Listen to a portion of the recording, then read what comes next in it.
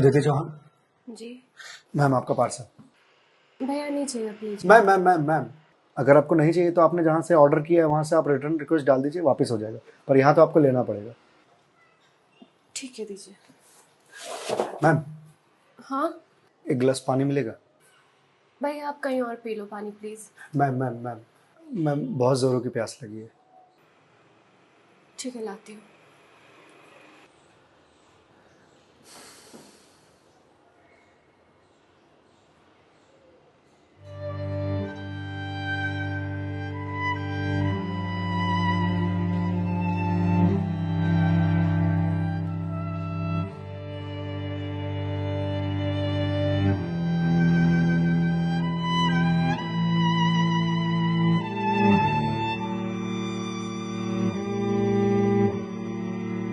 लीजिए लीजिए भैया, देख क्या रहे हैं?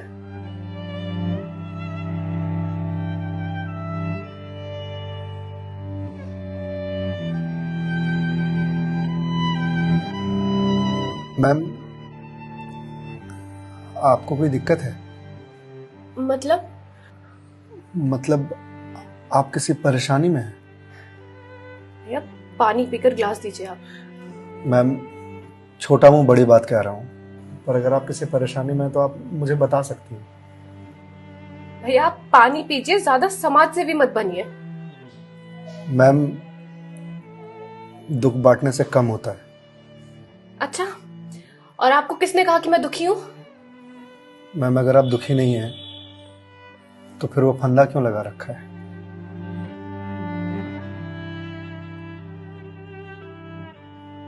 मैम मैंने सुना है खुशियां बांटने से बढ़ती हैं और दुख बांटने से कम होता है। मैम बड़े से बड़ा दुख कम हो जाता है अगर आपके पास कोई सुनने वाला हो। मैम प्लीज मैम रोइए मत मैम। मैम देखिए ये तो मुझे नहीं पता कि आपको क्या परेशानी है, पर अगर आप मुझे बताएंगे तो शायद मैं कोई सॉल्यूशन निकाल पाऊं। नहीं, कोई मेरे लिए कुछ नहीं कर सकता। मेरे पास अब मरने के अलावा कोई ऑप्शन नहीं है। मैम ऑप्शन तो ढूंढने से मिलता है ना। आप एक बार मुझे बताइए ना, शायद मैं कोई जीने का ऑप्शन ढूंढ पाऊं आपके लिए। क्यों बताऊं तुम्हें? क्या कर लोगे तुम? मैंने बोला ना, मेरी हेल्प कोई नहीं कर सकता है। मैम आप अगर मुझे नहीं बताएंगे तो मैं वैसे भी कुछ नहीं कर पाऊंगा, पर अगर आप मुझे बताएंगे तो शायद मैं कोई हल निकाल पाऊं। और अगर कोई हल नहीं निकला तो आप तो वैसे भी सुसाइड करने जा रही थी, तो जाने से पहले अपना दुख मुझे बताते जाइए प्लीज।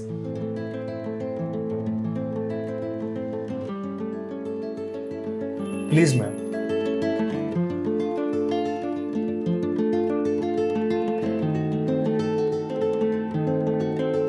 मैं ईएमआईज़ के चक्कर में फंस चुकी हूँ। मतलब मैम? कुछ साल पहले एक कोर्स के लिए मैंने लोन लिया था, फिर उसके कुछ वक्त के बाद एक और लोन, और ये लोन का सिलसिला यूं ही चलता गया। इस महंगाई के जमाने में पैसे की जरूरत तो हर किसी को पड़ती है, मुझे भी थी। मैंने प्राइवेट कंपनी से भी लोन लिए, ज्यादा ब्याज पर, और अब मैं उन्हें चुका नहीं पा रही हूँ। क्यों मैम, आपके पास जॉब तो होगी ना? जॉब थी, पर मैं जिस कंपनी में जॉब करती थी उस कंपनी ने मुझे ये कहकर टर्मिनेट कर दिया कि फाइनेंशियल लॉस के कारण वो मुझे और मुझ जैसे कुछ एम्प्लॉयज को सैलरी नहीं दे सकते। तो मैम आप किसी और कंपनी में ज्वाइन कर लो, बहुत सारी कंपनीज हैं यहाँ तो। तुम्हें क्या लगता है मैंने अप्लाई करने का ट्राई नहीं करा होगा? जॉब नहीं खोजी होगी? बहुत की थी, पर इस रिसेशन के जमाने में जॉब मिलना कितना मुश्किल है कि तुम जैसे डिलीवरी बॉय को क्या पता।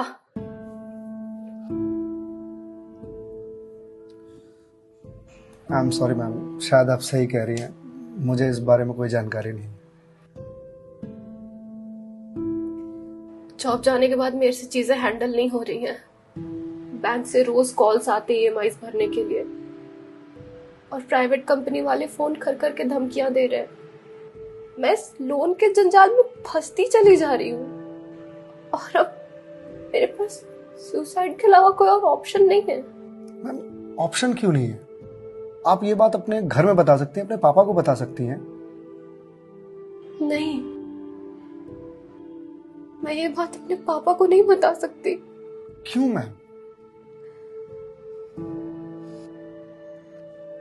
मेरे पापा रिटायर हो चुके हैं, उनके ऊपर पहले से घर की बहुत रिस्पॉन्सिबिलिटीज है। वो मेरी शादी के लिए पैसे भी जोड़ रहे हैं। मैं उनसे किस मुंह से पैसे मांगू? मुझे पढ़ाने के लिए, बाहर भेजने के लिए उन्होंने ना जाने रिश्तेदारों से कितने ताने सुने होंगे। और अब जब मैं उन्हें ये जाकर बोलूंगी तो लोग क्या कहेंगे? मैम पैसे आपको अपने पापा से मांगने हैं या लोगों से? पापा से लेने हैं। तो फिर अब लोगों का क्या है? लोगों का तो काम है कहना, वो तो कहते रहेंगे। पर मैं किस मुंह से जाके अपने पापा को ये बोलूं? किस मुंह से मांगू पैसे उनसे? जिस उम्र में मुझे उनका बोझ उतारना चाहिए, सहारा बनना चाहिए, उस उम्र में मैं उन पे ही बोझ बनूं?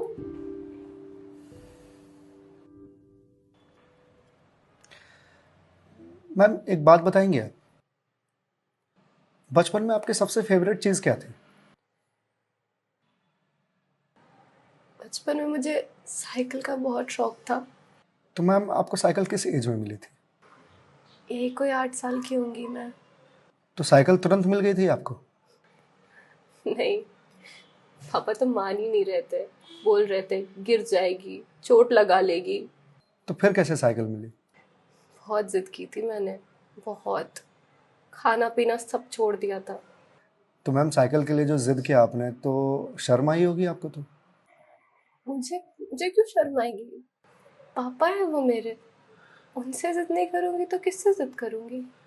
तो मैम जब बचपन में साइकिल के लिए जिद करने में शर्म नहीं आई तो अब क्यों आ रही है? मैम अभी आपने कहा कि आपके पापा आपकी शादी के लिए पैसे जोड़ रहे हैं, और आप तो यहां सुसाइड कर रही हो। तो वो उन पैसों का क्या करेंगे? या उन्हें यह जानकर बहुत खुशी होगी कि उनकी बेटी ने शादी का बोझ हल्का कर दिया उनके सिर पर से। मैम आपको मालूम है, हमारे जनरेशन की दिक्कत यही है कि हम अपने आप को इतना बड़ा समझ लेते हैं कि हम अपने पेरेंट्स से ही अपनी बात छुपाने लगते हैं।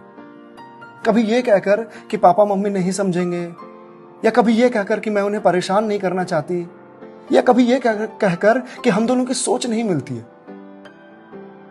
एक बार आप अपनी दिक्कत अगर अपने पेरेंट्स से शेयर कीजिएगा ना, तो आपको जीवन में फिर कभी सुसाइड करने की जरूरत नहीं पड़ेगी, या मेरे जैसे किसी अनजान से अपनी बात शेयर करने की जरूरत नहीं पड़ेगी। प्लीज मैम एक बार शेयर करके देखिए। उनसे बेहतर दोस्त इस दुनिया में कोई नहीं हो सकता। प्लीज मैम एक बार ट्राई कीजिए, प्लीज मैम।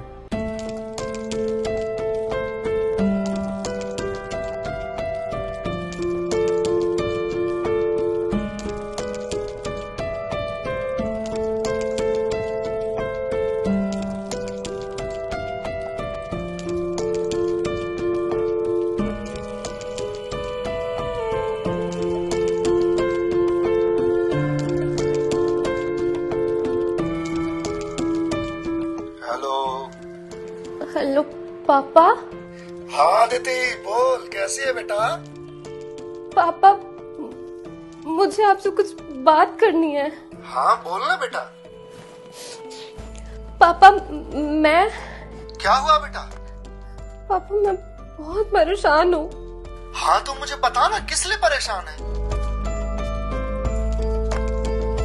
अदिति बेटा रो क्यों रही है, बता ना क्या बात है? पापा वो मैंने बैंक से लोन ले रखा था ना,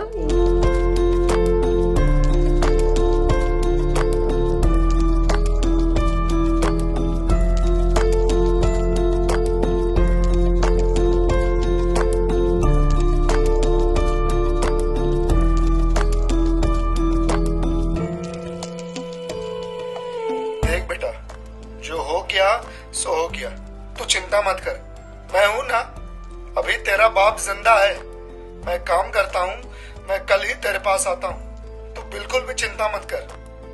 हाँ पापा, आप प्लीज आ जाइए। देखा मैं, आपके पापा आपके एक फोन पर यहाँ आने को तैयार हो गए और आप इतने दिनों से अकेले सफर कर रहे थे। मैम, मम्मी पापा से बढ़िया दोस्त कोई हो ही नहीं सकता। आप एक बार उन्हें दोस्त बना करके तो देखिए। आप सही कह रहे हैं भैया, मम्मी पापा से अच्छा दोस्त कोई नहीं हो सकता है। Thank you. It's okay ma'am, ये लीजिए क्लास। वंस अगेन भैया, thank you so much. It's okay ma'am, bye.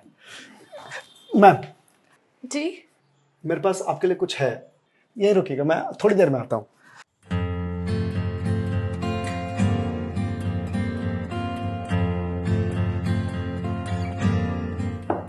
Ma'am. जी भैया।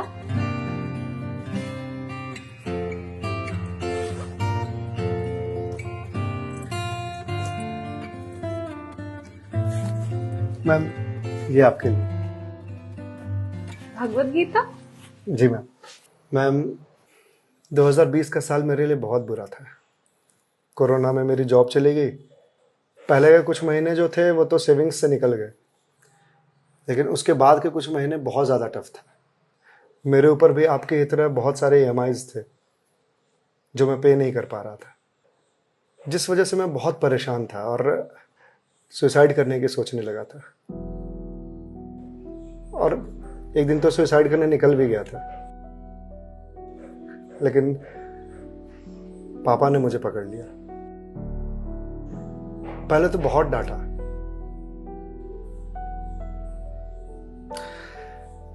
फिर उसके बाद सीने से लगा करके कहा कि तू चिंता क्यों करता है, मैं हूं ना। उन्होंने ही मेरे सारे बिल्स पे किए और उसके बाद ये भगवत गीता दिया मुझे और बोला, बेटा जीवन में जब भी कोई परेशानी आए, किसी चीज का हल ना मिले तो ये पढ़ लेना। इसमें जीवन की सारी परेशानियों का हल तुझे मिल जाएगा। और मैम, वो दिन है और आज का दिन है। आज जिस कंपनी से मैं आपको डिलीवरी करने के लिए आया हूं वो मेरी ही कंपनी है। आपकी अपनी कंपनी है? जी मैम। कोरोना के बाद मैंने अपना स्टार्टअप शुरू कर दिया था जॉब जाने के बाद, क्योंकि जॉब मिल ही नहीं रही थी। तो अगर आपकी कंपनी है तो फिर ये डिलीवरीज आप क्यों कर रहे हैं? मैम, मुझे अच्छा लगता है अपना काम खुद करना, और शुरुआत तो मैंने अकेले से ही किया था ना। आज भी जब मन करता है तो निकल जाता हूँ डिलीवरी करने के लिए। और देखिए, आज तो निकलना मेरा सफल रहा, आपसे मुलाकात हो गई। और जो सीख मुझे भगवत गीता से मिली वो मुझे आपको देने का मौका मिला। मैम, वैसे तो बहुत सारी बातें हैं इसमें सीखने की, पर जो सबसे अच्छी बात मुझे लगती है वो ये कि जो समय है ना, ये कभी एक सा नहीं रहता। आज बुरा समय है तो कल अच्छा समय जरूर आएगा। आज अंधकार है तो कल सवेरा जरूर आएगा। इसलिए कभी भी अच्छे समय में इतराना नहीं चाहिए और बुरे समय में विचलित नहीं होना चाहिए। समय है, कट जाएगा। मैम, इस एक थॉट ने मेरी पूरी जिंदगी बदल दी।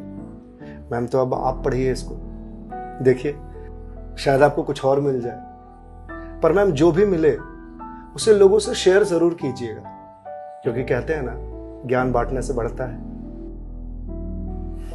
Thank you ma'am.